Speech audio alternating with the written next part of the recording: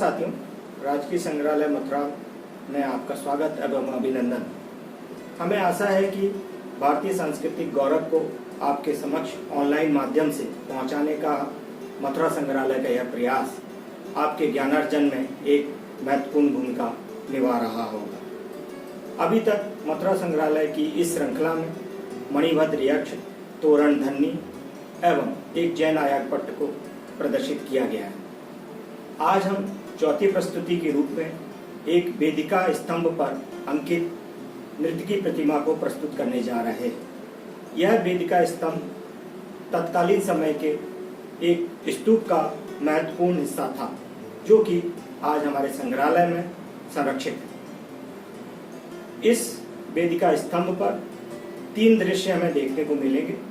नीचे की ओर कीचक आकृति बनी हुई है, मध्य में एक आदमकद नृत्य की प्रतिमा बनी हुई है और शीर्ष भाग में बोधिसत्व द्वारा एक सभा संबोधन करने का दृश्य आपको देखने को मिलेगा।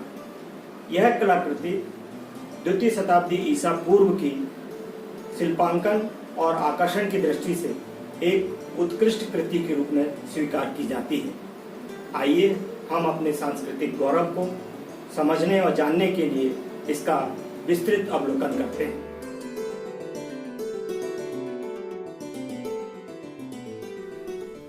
आइए हम कलाकृति का गहन अवलोकन करते हैं। यह कलाकृति एक वेदिका स्तंभ पर उत्कीर्ण है। यह स्तंभ किसी स्तूप की वेदिका का हिस्सा रहा होगा।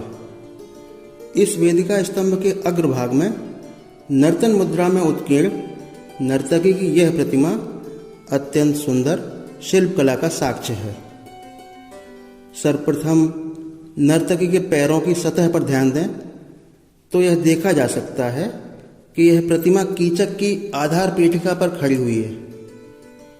कीचक आकृति में उभरी बड़ी बड़ी आंखें एवं शंक्वाकार खड़े कान स्पष्ट देखे जा सकते हैं। स्तंभ के ऊपर एवं निचले भाग को छोड़कर मध्य भाग को अष्टकोणीय बनाया गया है।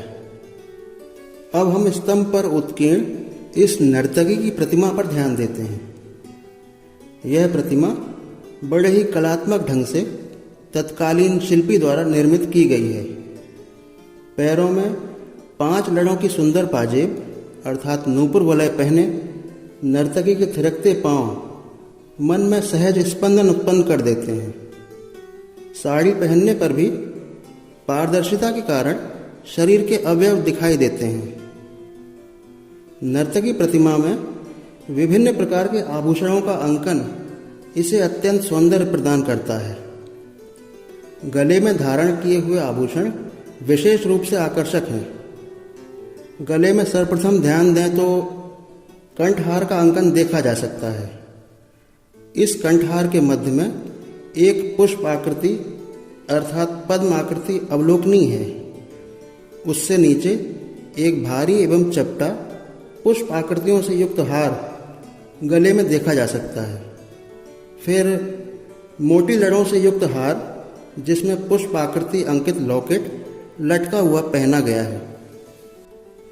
तत्पश्चात मोतियों की एक माला यह नर्तकी धारण किए हुए है, जिसे मुक्ताहार या एकावली हार भी कहा जाता था। इसके अतिरिक्त एक अत्यंत आकर्षक एवं भारी लंबा हार भी गले में देखा जा सकता है, जो कि स्तनों के मध्य से गुजरता हुआ अंकित है। इसमें बाईं ओर कमर पर एक विशेष प्रकार का लॉकेट या गुच्छा लटकता हुआ भी देखा जा सकता है। इस विशेष हार को साहित्यिक संदर्भों में वैकाक्षिक के नाम से जाना जाता है।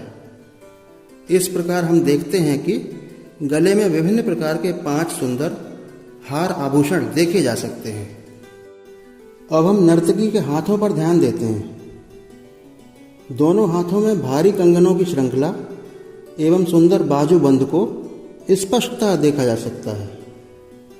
कमर से पेट की ओर भी एक सुंदर माला का अंकन हुआ है। कमर पर एक भारी भरकम करधनी अर्थात मेखला भी स्पष्ट रूप से देखी जा सकती है। इसमें 4 सुंदर लड़ियां हैं। अब हम नर्तकी के दोनों हाथों अर्थात हथेलियों पर गौर करते हैं। यहाँ यह स्पष्ट देखा जा सकता है कि नर्तकी अपने दोनों हाथों में लटकता हुआ सुंदर रिबन अथवा नृत्य से संबंधित कोई प्रॉप लिए हुए है। अब हम नर्तकी के मुखमंडल पर ध्यान देते हैं। मुखमंडल पर मधुर मुस्कान इसे और सौंदर्य प्रदान कर रही है। इसका सर्वोच्च आकर्षण सिर पर मोतियों से गुथा हुआ बालों का सुंदर केश विन्यास युक्त एक जूड़ा है, जो कि भरहुत एवं सांची के स्तूपों में अंकित स्त्रियों के केश विन्यास की याद दिलाता है। बालों के नीचे मस्तक को एक गोल टीके से सजाया गया है। कानों में सुंदर गोल कुंडल अर्थात कर्णफूल सुसज्जित हैं। अब हम इस स्तंभ के शीर्ष भाग पर ध्यान देंगे। यहाँ अर्धचंद्राकार घेरे में छत्रधारी बोधिसत्व को श्रद्धालुओं की एक सभा को संबोधित करते हुए प्रदर्शित किया गया है। यहाँ छत्र बोधिसत्व के बाएं हाथ में है। सभा के दृश्य में 3 पंक्तियों में उकड़ू बैठी कुल 11 मानव आकृतियां रही होंगी, जिसमें से वर्तमान में 10 मानव आकृतियां यहाँ स्पष्टतः देखी जा सकती हैं। पीछे की तीसरी पंक्ति में एक मानव आकृति खंडित हो चुकी है। अब वेदिका स्तंभ को ध्यान से देखते हैं। स्तंभ में दोनों तरफ लगभग 11.5 इंच लंबे 3-3 खांचे बने हैं। इन खांचों में विभिन्न सूचियों को फंसाकर स्तूप वेदिका के स्तंभों को आपस में संबद्ध किया जाता था। स्तंभ के पृष्ठ भाग को आकर्षक रूप प्रदान करने के लिए उसके ऊपरी हिस्से पर सुंदर बंधन लटकनों को उत्कीर्ण किया गया है।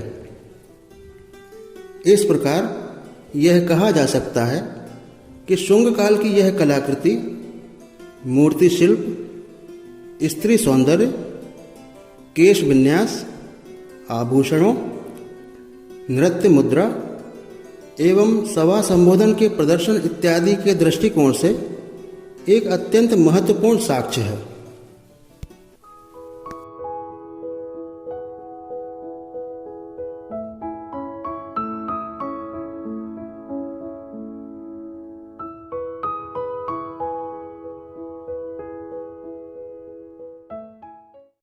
धन्यवाद।